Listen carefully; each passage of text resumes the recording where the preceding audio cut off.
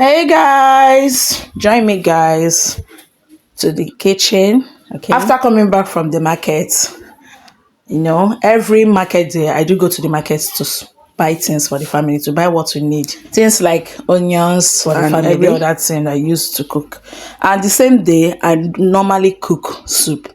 Every market day I normally cook soup in my house, what I want to use to cook my soup. So I'm asking my kids to bring things that I will use in cooking it. And everybody was providing it for me. Okay, so it's time for us to cook, guys. So guys, this soup, editan soup, okay, it's Calabar that have it in my country. Calabar people that has the soup.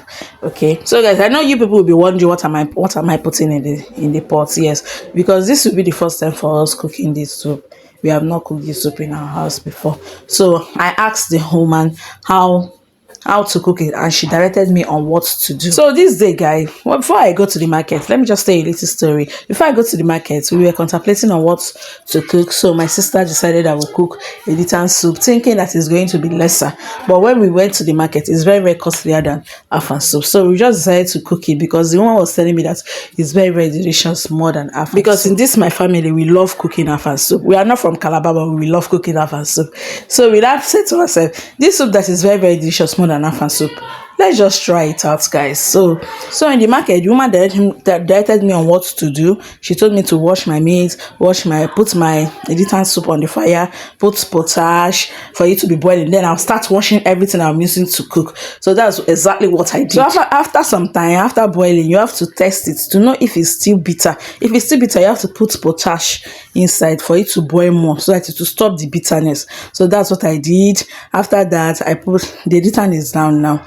I have to wash my fish with hot water, because some people doesn't like washing their fish with hot water, but I do love washing my fish with hot water because it will kill all those nonsense, all this yama, this thing that normally stays in fish, in dry fish. So guys, my meat has already boiled. I've already put my fish, my isam, everything, turn it very well. This is the editan leaf, it draws a lot. So after squeezing it up, I've put in my water leaf.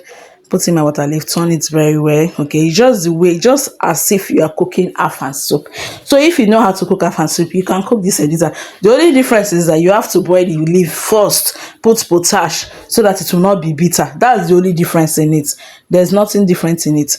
So guys, after applying it, you put your oil. The good thing I like about this soup is that it doesn't take much oil than afang soup. Afang soup do take a lot of oil, okay, but this one doesn't. It doesn't take a lot of oil. So I have to add my salt to taste. Okay, turn it very well. You have to turn your soup very well.